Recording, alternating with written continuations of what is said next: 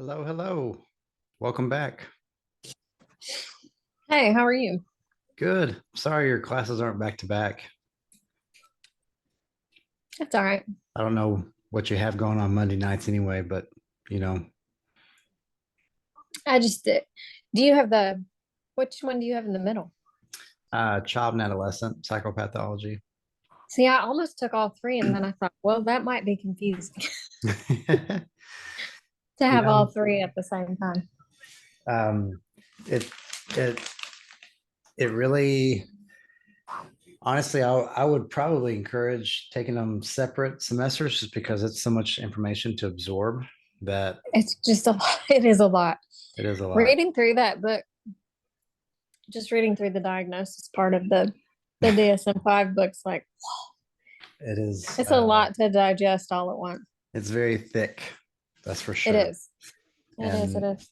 they Oh, they like to sound smart when they're writing it, and I guess APA ran out of money, so they came out with the text revision. um that's kind of what they do. yeah. I noticed that in the other book it talked about there was a text revision in four as well. Right, right. Yeah. But Well, no, I just did chores and stuff. awesome. You'll see my dogs come through. You'll I see my kids come through. I've got I I can get them over here. I've got Leroy and Lucy. Here's Leroy. Ugh. Ah, cute. Leroy What kind of Jenkins. dog is that? We don't know. He's part squirrel, part I don't know. He's got every one of his legs is a different length, so we're not really sure. That's crazy. No, I'm just kidding. He is. Come here. I don't know what kind he is, but He's a he Cocker turns. Spaniel. Yeah, he's kind of like cocker spaniel, cockroach. Okay, you didn't do it. I did it. And then we've got Lucy, Lucifer Oh, Armstrong. oh, that's mine. She is. Baby. She's a mini border doodle who was given to us. She's like 6 years old now. Mm. and and Leroy drives her crazy. Yeah, She's a there we good go. girl though. I have that one, Oh yeah. and I have that one. Oh yeah. He's like, "Are you talking to me? Wait, Yeah. did you say treat or something? Treat, No, she's treat." Okay, I heard you the say treat. the girl is the protector. She's always on duty, and Always on the watch. the boy's always asleep. that's that's kind of the They're way they're these two siblings. work. They're solid black German shepherds. Yeah, those are beautiful. So they're big, but they don't know they're big because they're also babies. So That's what I love about German Shepherd puppies is that they're humongous, but they are lap dogs. yes, they just turned a year old. Mm-hmm. So they really are humongous, and they really do just think that like he weighs roughly like 110 pounds because he's a giant. Gosh. And so if something scares him outside, he'll hide behind me. Whereas she is about 80 pounds because she's built like one of her parents and he's built like the other one. And so, but she will like, She's 300 she's pounds in her on it. mind. Yep. Yes, she's bigger than he is in her brain. Um, well, I'm pretty sure they won't bark anymore. So as long as I keep their treats coming. Mine won't bark unless somebody comes to the door. And if somebody comes to the door now, it doesn't matter really who comes to the door. Anytime somebody comes to the door, like we had an Amazon delivery guy write a note to us to tell us to secure the dogs during deliveries. It's like there's a door there, man. If you're scared of them through the door, that's I on mean, you. I mean, looking at them, The window's like this wide, so you can just see their faces, but they're like this, like one's on top of the other. And he like throws the box at the door and like bolts back to the street every time. It's hilarious. gosh. Like they Well, just want to lick your face. That's well, what they're. well, thanks folks for hanging in there tonight. 8:30. We'll be done by 10:30, I promise. I'm just kidding. Y'all are like, nah, I'll be done sooner than that, Dr. Armstrong. You can be done whenever you want to be done, but I'm gonna be done before then. Yeah. I don't blame you. We will not go to 10:30. In fact, tonight it's going to be a little bit quicker than typical, just because it's week one, and I don't want y'all to drop the class. So I want to make y'all feel confident enough. This is the rule number one for counseling: is that you want your clients to return. So you have to instill hope. Okay. So I'm going to instill hope tonight. That way you return to class next time when the 30-page paper is due. So everybody's already had me, or everybody's like, gosh, this guy, he's got to get some new jokes. Like, but if you haven't had me, I appreciate the chuckles. Even if you have had me, you should know that you pass the class by how many chuckles you laugh at my jokes. So like, you should be laughing anyway. So yeah. All right. So tonight, if you haven't had a chance yet, I posted the intro video to the class and was kind of rambling, and I'm sorry if it was a little bit awkward. It's just I was trying to figure out the best way to do it and in a quick manner. And as you know, if you know me, I can talk a lot, so it's a little bit more challenging to talk fast and be concise. But my hope and goal is for each week moving forward, I'm going to do like a crash course mini video like that. We'll probably use a PowerPoint slides to cover that information, but it'll just be an additional resource for you. You don't have to watch those unless you just want a bad grade, I guess. But I'm just kidding. You can make a good grade without watching them, unless you just don't want to learn cool jokes. But because there's so much information that we cover in these courses, I've been trying to kind of come up with creative ways to give you information, not just from the textbook, but actual real world like application, because that's what we're here for anyway. Anybody can memorize the DSM-5 TR. It's another thing to take that information and actually start the diagnostic process in a real clinical situation. So if you're here in this class, that means you're supposed to be here. And if I can encourage you at all, please know that this class, especially in the child and adolescent psychopathology class, can feel like too much information. Okay. That is completely normal. I hope to alleviate some of that anxiety by making the grades pretty straightforward, but also know that it's completely normal to feel overwhelmed with how much information there is. And it's like, as soon as you even begin reading one chapter, we're moving on to the next. And it's like, you could have spent the whole semester just talking about that one diagnosis. And that is how it's going to feel. The cool part is that even what you're reading right now is not the end all, because even since that's been published, new science has come out that's already changed some of the conceptualization behind some of the diagnoses. And that's the way it's going to be from here on out until we 100% understand the brain, which is probably going to be never. So that means that we're going to be lifelong learners as it relates to diagnostics. And I've grown particularly passionate, I would say in the past 6 months or so, even more so, about some of the challenges associated with the DSM-5, and as it relates to what the actual science has to say, and even more so about how some of these diagnoses were developed, and the underlying assumptions from which they were developed. And so we're going to talk a lot about that in this class. But the cool part is by the end of this class, you will be able to diagnose not only yourself, but all of your family members. And I'm just joking, by the way. With if you haven't had your I said it in my last class, but if you haven't had your family start asking you about like different stuff or like, to interpret their dreams and things like that, I want to give you two fun tidbits and then we'll move on, I promise. First one, first response that you can always have when anybody asks you, like, hey, I had this dream the other night. What do you think it means? Because that's always what they think you do, by the way. If you're going to be a counselor, that's all you do is analyze dreams.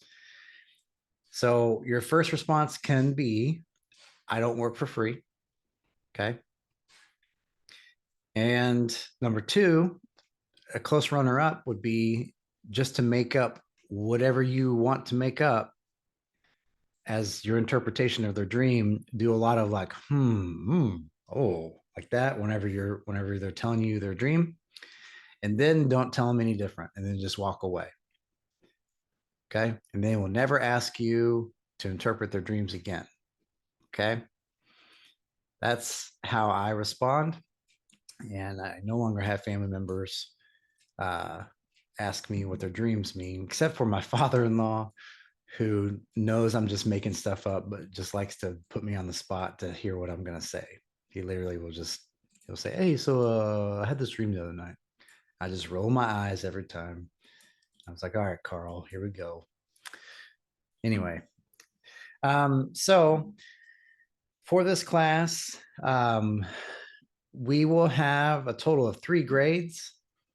And that does include the 50-page paper. And there's no 50-page paper for those who are listening. For those who aren't, I will get an email, I'm sure, at the last week of class asking where do I turn in this 50-page paper, which that's called karma. So you have 3 grades in this class. You've got your weekly quizzes. Week 1 quiz, I don't know why it says August 16th. I should change that. But week 1 quiz was due officially on the 15th, this past Friday.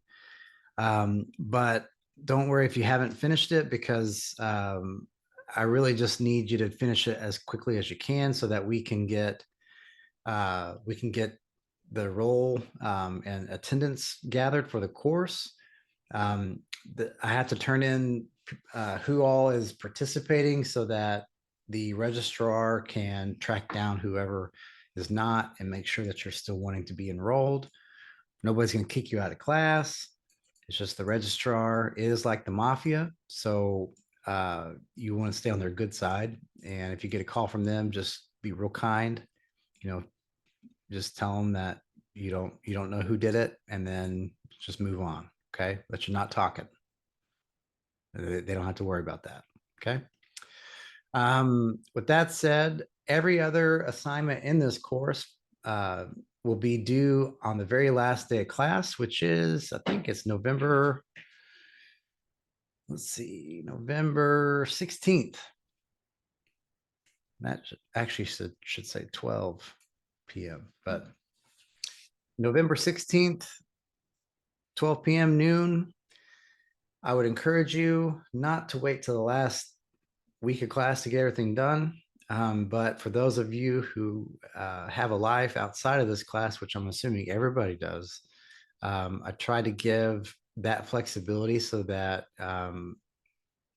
really, because life happens and it happens to all of us. And I'm not that far removed from being a grad student myself, where it's hard work.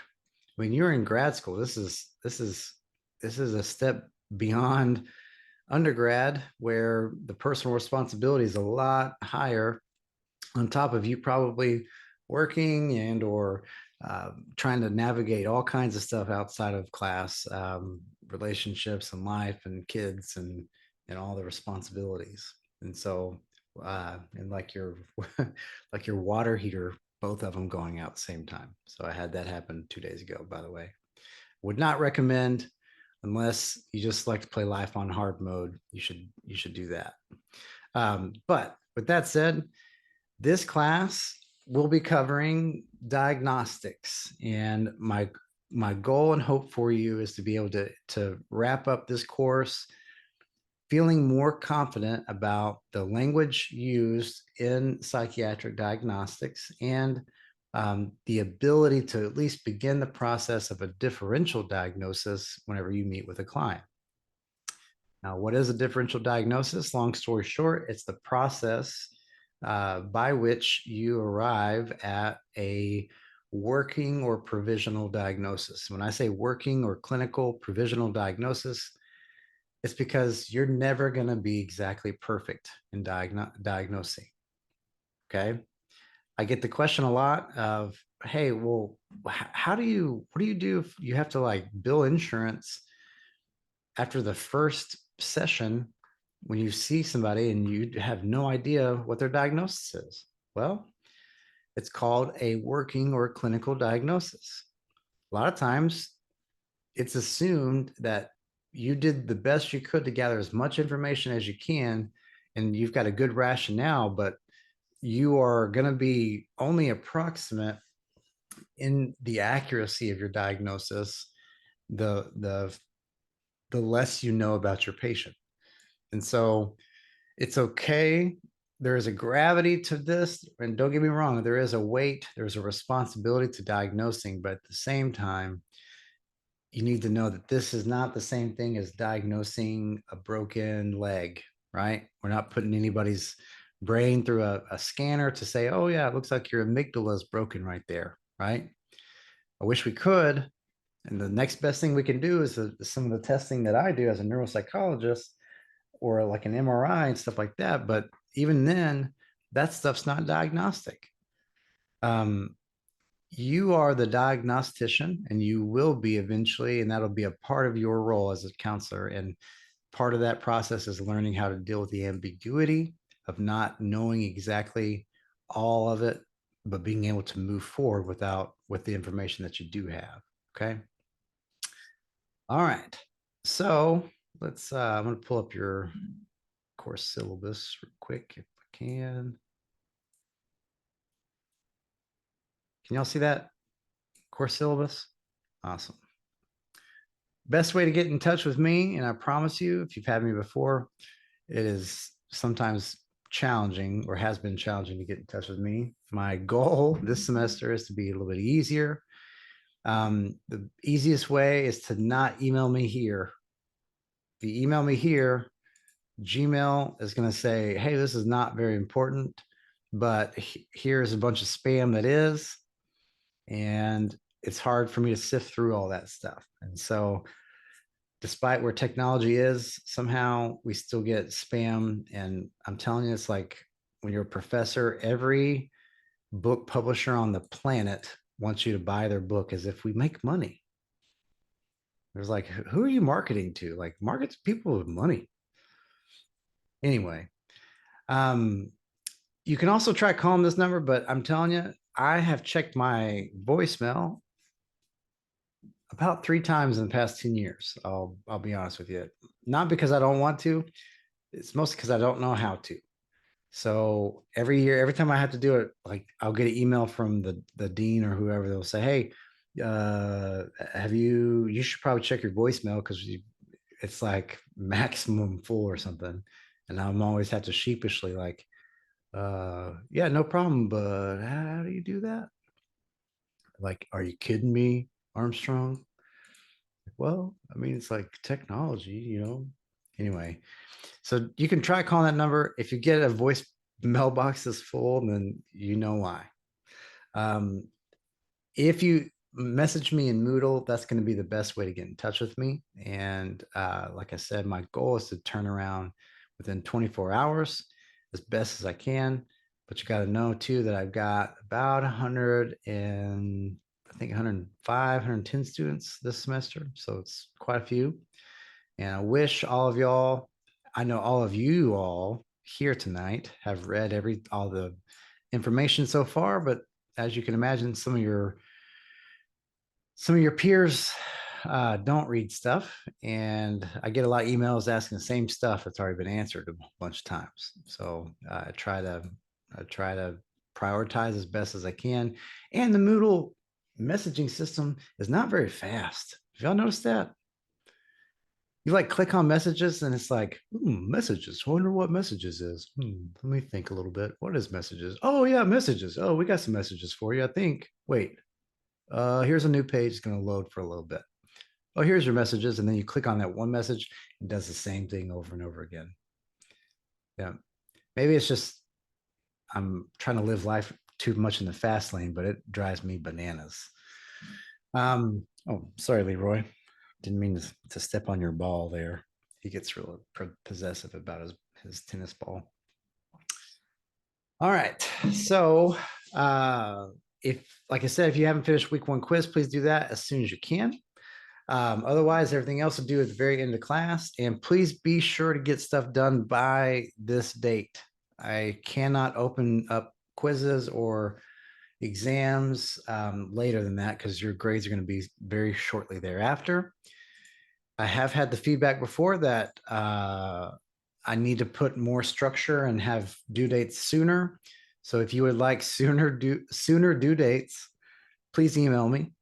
I'll be glad to give you due dates that are sooner so that you feel like you have more structure. Along those lines, I've also have had the feedback that my exams and quizzes sometimes are too easy. And so if you would like harder exams and quizzes, please do email me. And so here's the thing. I recognize that you could take my quizzes and exams and you've got multiple opportunities. I'm only going to count your highest score. And really and truly, it's almost like you're just kind of going through the motion there. I'm assuming that you are putting in the work because you are paying good American money for these courses and time to become a professional with a license someday, so that my job is less about how well do you do taking exams or hard tests. It's more about assessing or helping facilitate that process that you're already we're going to go down. Part of that is going to be designing these quizzes and questions around topics that will force you to kind of zoom in on things that I believe to be important. And it's not just what I believe, but I'm trying to pick out stuff honestly for like licensure exams. Okay. If you come across an error in one of the quizzes, or you are like, I know that this was right, but it keeps telling me I'm wrong, don't worry. Email me, let me know. I will double check. And if we disagree, and if you've got evidence to support that your answer is right and my answer is wrong, even if I don't agree with you at the end of all that, I'll probably still tell you I don't agree with you and tell you why, but I will give you a point for that because that's worth it. That effort is worth points to me. So it's no longer about I know all the right answers and y'all don't. This is we're on equal ground here. Y'all in graduate school. Y'all are going to be professionals with license, and I'm not. We're going to pretend like this is we are expert witnesses on a stand here, where we might each have differing opinions, but you just need to be able to back up why you have your opinion. That's worth points to me. Okay. Leroy. Sorry, Leroy and Lucy like to play bitey face at 9 p.m. every night. I don't know why it's 9 p.m., but they like to play bitey face. Lucy doesn't, but Leroy does. With that said, we will have Zoom every Monday nights. I wish it didn't have to be so late, but really and truly, I've noticed that whenever I do such back-to-back classes, I end up going overtime and it makes people wait. I don't want to have to make anybody wait. So I'd rather just have a little bit of a cushion between classes, which puts y'all's class at beginning at 8:30. I am not going to be lecturing every Monday night. That's really not the purpose of this. The purpose is to give you guys the opportunity to ask questions about the topics that we're covering for that week or the week before, actually, so that you can ask questions. And guess what?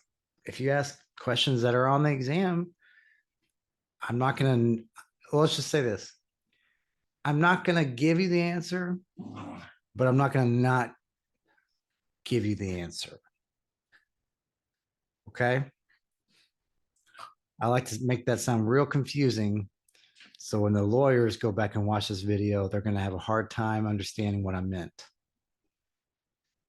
But I think you're following me there, meaning if you've got questions about the quizzes and the exam questions, this would be a good time to use for that purpose. And I bet we will all arrive at an answer that makes a lot of sense, especially if you find something that's an error. And hopefully I've ironed those out, but sometimes I even intentionally keep them in there just to see who's paying attention.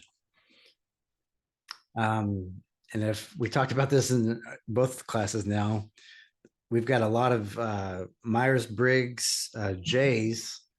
And so all you J's are going to pick it out pretty quick, I bet, all the errors. And I appreciate that because guess what? That's how I get better. And honestly, with some of these quiz questions and midterm and final exam questions, Moodle has been kind of known to mess stuff up too. So I don't always know, even if things have been fixed, if they remain fixed. Okay. So do let me know. All right. Let's see. I think, oh yeah. You need to have the DSM-5 TR, the teal one. I make this joke a lot, but don't feel like you have to read that thing word for word unless you have insomnia and would like to fall asleep. Okay. I would encourage you, and this is the best way to approach the DSM-5, is look through the diagnostic criteria first. Okay. Number two would be look at I think it's called the development and course, meaning like, when does this tend to occur during the lifespan? And when it does occur, what's the progression of it over time? Look at that section. Look at, and then spend time looking at the differential diagnosis section.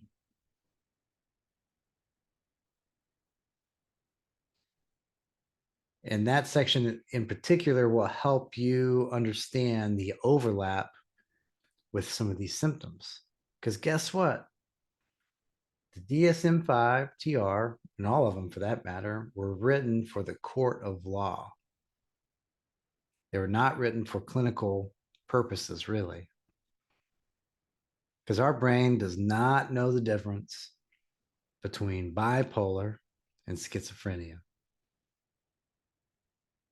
Our brain does not care about all those labels. Yes, ma'am. Did you say development and course? Mm-hmm. Okay. Yeah, I'm glad you mentioned that because I was going through the pages to see how much reading it was, and it's like 100 pages. Yep. That's what I'm So saying. I'm glad you mentioned that. Yep. That's what I'm saying. Unless you just have insomnia and would rather not, take medication or anything like that, another good approach is to read the DSM-5 TR word for word. Because the biggest thing, honestly, as it relates to the DSM-5 is you need to know where to find that information, not so much like you're going to have to memorize it all. Okay. Because I'm telling you right now, before I go testify, well, when I go testify, guess what I bring up on the stand? My expensive DSM-5 TR. Because I always get attorneys like, well, Mr. Armstrong, is it Mr. or you doctor? I can't remember. It was Dr. Armstrong, but you're not a real doctor, right? He's like, no, I'm not an RD. Can we just get this over with? Yes. So can you tell me what's the prevalence rate of OCD in like adults? It's like, well, no, I can't, but hang on 1 second. The DSM-5 right here is what everybody uses on the planet. Says blah, blah, blah, blah, blah. Okay. So don't feel like you're going to have that stuff memorized. In general, I want you to get a feel for the diagnoses. And what I mean is that whenever I talk about ADHD in adults, I want you to have a general sense of what that might look like clinically if you were face to face with an adult client who had ADHD. Okay. Not so much of like, well, do they have 6 out of the 10 inattentive symptoms for 12 months? Right. By the way, how silly is that? So that's an example of kind of the silliness that we're talking about is if you're going to have the inattentive type of ADHD, it's no longer called ADD, by the way. You got to have 6 out of 10 inattentive symptoms. I think it's for 12 months or 6 months, whatever it is. But if you only have 5 out of the 10 symptoms, first of all, how in the world do we know if you've got 5 or 6 or 300?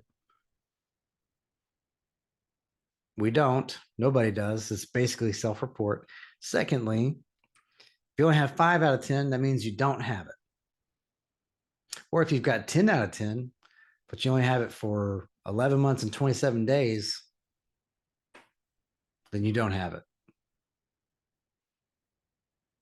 You don't have to be a psychologist or professional counselor to say, what a silly diagnostic system, right?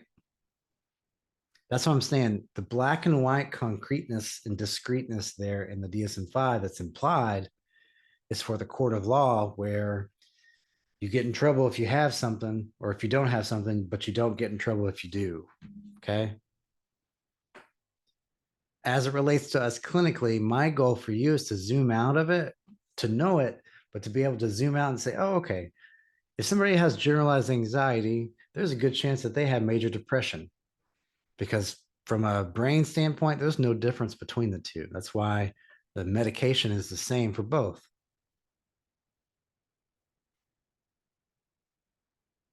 That's also why bipolar and schizophrenia are often prescribed the same medications, essentially, because the brain doesn't know the difference between the two. Although in the DSM-5, they're very discreet. And it gets even more hair splitting when we talk about schizoaffective disorder, as if the APA hasn't figured out that it's all on a spectrum. With that said, if I've lost you already, don't worry. Please come back next semester or next semester. You're like, yep, I'm gonna come back next semester. No, please come back next class. Let's make things a little bit more straightforward so that you don't feel like I'm speaking a different language as much. And let's talk about just some basics about the brain, okay? And we'll wrap up with that on an early note tonight. I'm going to open up week 1 PowerPoint slides and let's see, share my screen there for you. All right. And I bet we can make all of you feel more encouraged very quickly, because I bet you already know this first question is, do we have a brain? There we go. Guys, that's like 90% of this class. You should feel good about that. Okay. Number 2, that brain, like every other body part in our body, every other organ, can have differences in its function, diseases, and injuries that can disrupt our thoughts, emotions, and behaviors.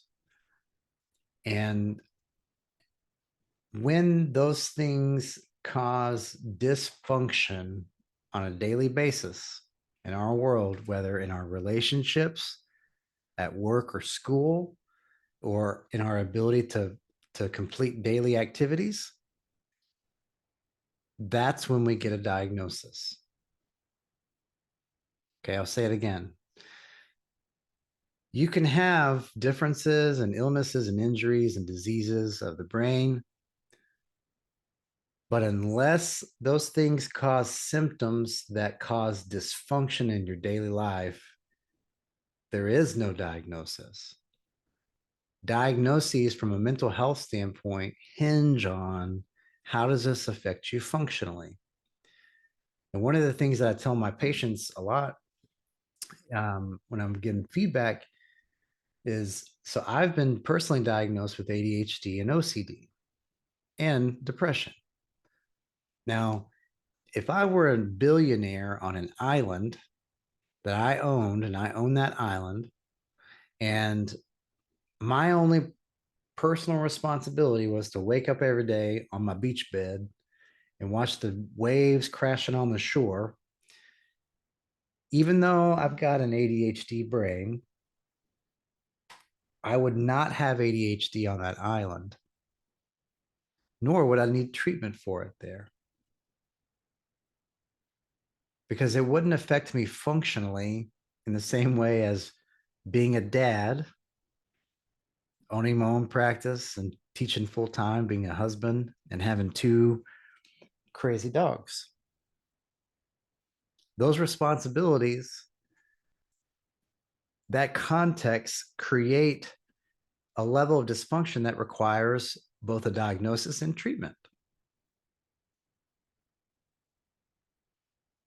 And that's true for all of these diagnoses.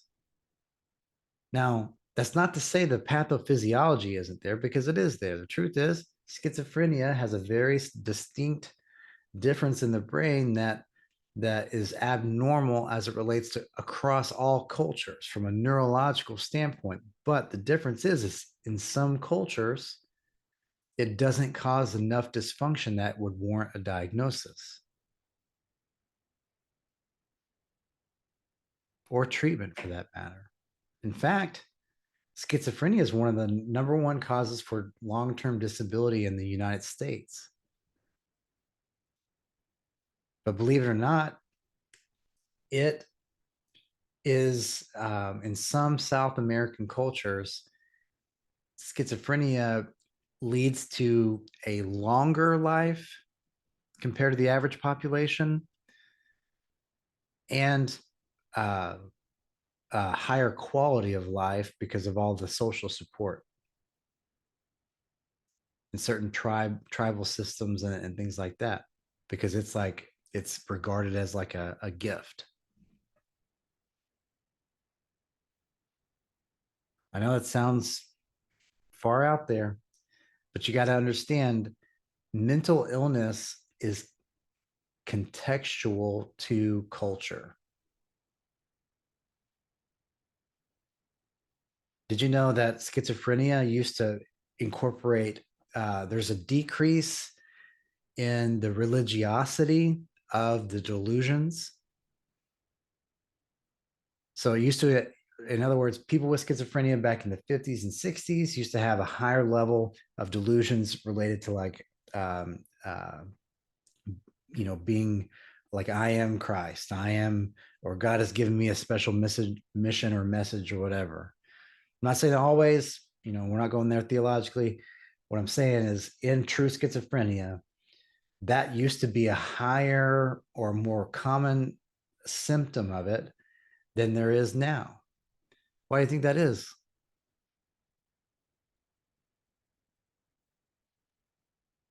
Less religiosity of today.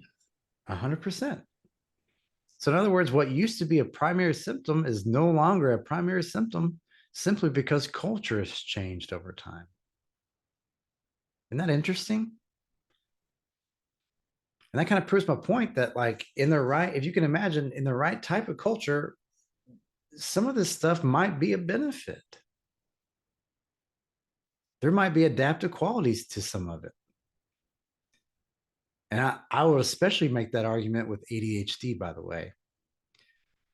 ADHD being a unique one, and we'll go into more of this next time. I can get lost on this, but let me just say it briefly, is that ADHD in particular, and autism for that matter, come with unique cognitive skills, at least for about half of the population of people with ADHD, come with unique cognitive skills that allows for a hyper focus that is beyond what the vast majority of people can do. I can tell you that whenever I zoom in to something I'm interested in, I can zoom in better than 99% people out there. Now, does that mean I can zoom out like everybody else? Nope. That's why taking the trash out's hard for me. That's why, doing laundry is hard. That's why like remembering to sleep is hard whenever I get zoomed in. But there are aspects of all these diagnoses that in the right context could be a benefit. And we like to pathologize things here in the Western culture, that if you don't fit neatly into whatever the norm is, like the zeitgeist norm. But the truth is, and especially since COVID, nobody knows what that norm is anymore. Not really. All right. So let's talk a little bit about the brain, and we're going to wrap up because it's 9:10 p.m. and I can see some of y'all's eyelids. You have like one eye closed and the other one open. So, and I don't want anybody drinking coffee this time of night. Let's talk about some basic, actually, let's talk about the brain. I like to talk about the brain. Just so we're all on the same page here. We got a brain, and the brain is located inside your skull, right? You want a thick brain. You don't want a thick skull. That's always the truth. Okay. A thick brain is a healthy brain, by the way. And a thick brain means that you've got more connections between your neurons. The more connections you have between your brain cells or the gray matter, the more stuff has to happen to your brain in order for it to affect your functioning. So like if you have a real thick brain, probably you're going to be intellectually gifted. All of you, by the way, all of you, if you're here in grad school, you are all intellectually gifted, just so you know. You're like, what? Yeah, it's true. I promise. Y'all are intellectually gifted if you're here in grad school. I literally testify in court on estimating people's IQs. One of the the highest predictors of that is the level of educational attainment. And you're like, yeah, but Everton's like open enrollment. Yeah, you wouldn't still be here if you weren't intellectually gifted. You're like, yeah, well, this is my first class. Well, you shouldn't take this as your first class, guys. I'm just kidding. I'm just kidding. But really, you are intellectually gifted, I promise. All right, with that out of the way, that means you all have thick gray matter. Gray matter is the neurons. White matter are the wires that connect the neurons, okay? Wires are inside the brain. Gray matter is on the outside. And you have a little bit of gray matter on the inside, just to make it complicated. But when you think, if I said algebra, everybody's amygdala lights up, but we'll talk about that later. But there's an algebra section of your brain where your neurons right there are real excited about algebra. They're like, oh yeah, algebra, finally said it. Algebra, algebra, algebra. Okay. Then right next to those neurons, it's like your geometry neurons are located there. Like, hey, we heard algebra. Did they say geometry? And so like those geometry neurons light up. When geometry neurons light up, then you're like, whoa, I know, but I'm not a good artist. Your artist neurons, if you're an artist, you have like a million of them. If you're not an artist, you get like 2. And those 2 are like, hey, we're here. Somebody say geometry and drawing and stuff. Okay. That's how your brain works. When you think a thought, there's a spreading out of those thoughts. And the reason why you have as many thoughts as you do, if I say the word zebra, just for pretend, we're going to say that the average person thinks of 10 different things whenever they hear the word zebra. If I know you're intellectually gifted, for example, you're here in grad school, your brain on average is going to have 100 different thoughts. What that means is that you've got more connections between your zebra neurons and the surrounding neurons to think about all the things at the same time. That's also why, by the way, most of us that are on the gifted spectrum there can get more easily overwhelmed. Just FYI. Like Leroy. Leroy is not gifted, guys. I'm sorry. He's gifted with a big heart. He is the scarecrow, I think, or maybe I don't remember how that goes. Anyway, so that's also why you can feel easily overwhelmed. And if we're all adults, I'm assuming we're all adults here, we have frontal lobes that are fully developed already and were developed with a brain that had a mismatch from the very get-go. Specifically, what I mean by that is, since your frontal lobe is not fully developed until you're 25, think about your brain as an engine, whereas your frontal lobe is a steering wheel, gas pedal, and brake pedal. And really its function is to prioritize all of the information that it can think of at any given time. Dogs. Hey, enough with the body face. So it prioritizes all that information, but you've got a Ferrari of an engine from day one with a brake pedal, steering wheel, and a gas pedal that's not fully functional yet growing up. And I don't know if you've ever driven a Ferrari. I've never driven a Ferrari. Always wanted to. I thought about renting one for my birthday, but it's like $1,000, it's like $1,200 a day. I'm not going to do that because I'm going to crash it or something. Like, there's no way. Anyway, I would imagine driving a Ferrari around with a brake pedal, steering wheel, and gas pedal that aren't fully built yet would be quite anxiety provoking. Would y'all agree with that? Pretty stressful. So guess what? People who are intellectually gifted have higher levels of stress, on average, higher levels of cortisol. And guess what? Cortisol and your brain aren't really that great of friends. Too much cortisol literally can cause a difference in that frontal lobe's development, which then exacerbates the problem. That's probably also why most of y'all are extra sensitive compared to most people, and you're going to be extra sensitive because you're a good counselor. You got to be. And it's also why you can anticipate things that are painful better than others.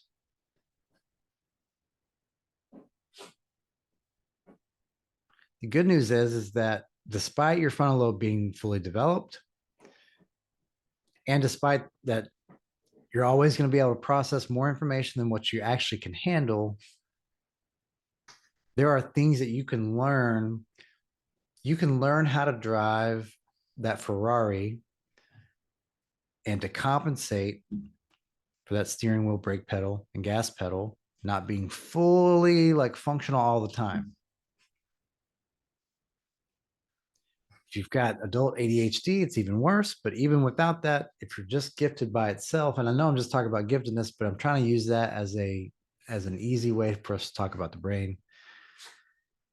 But you can still learn how to do that. And we do that through teaching skills in counseling. That's how counseling works, folks.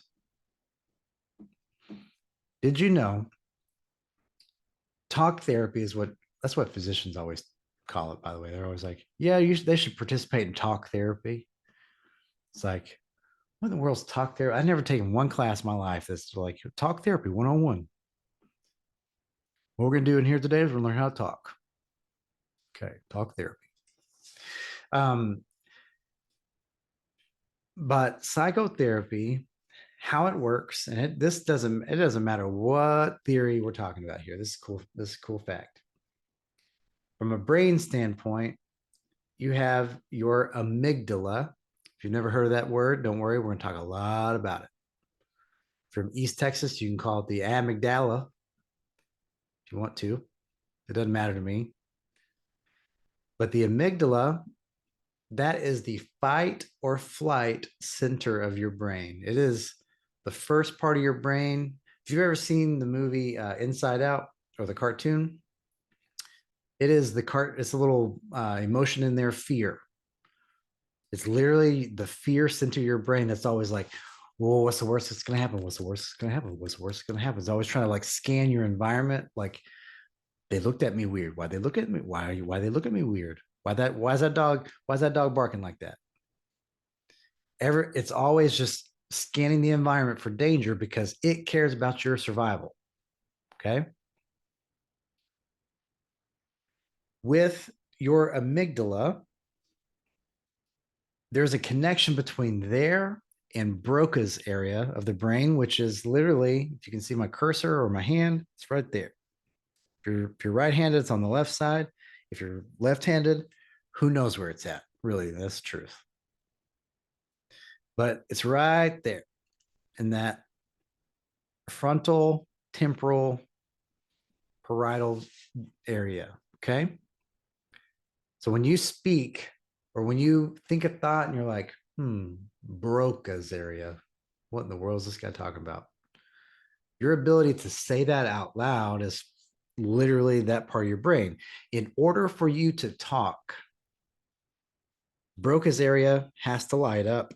And the only way it can light up is by turning off your amygdala.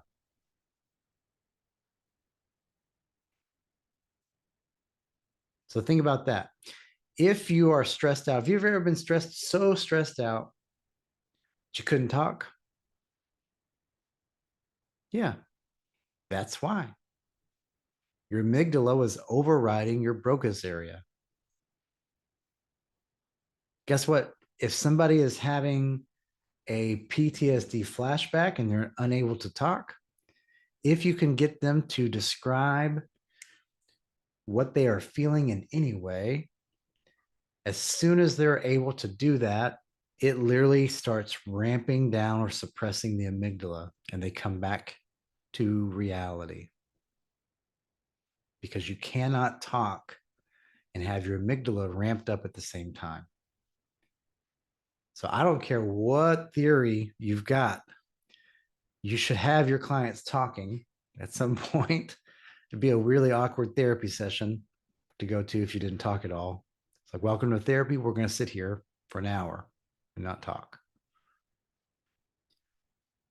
But the more you talk in the middle of that stress, or the more you talk while you are thinking a stressful thought, it forces the amygdala to be conditioned to de-escalate itself whenever it talks about that thought, or whenever you're talking about that thought or thinking about that thought. Isn't that cool? That takes some pressure off, right? Everybody's always like, well, I don't know what to say. Just tell them to keep talking. At the very least, you're going to be helping if you can say, oh, tell me more about that.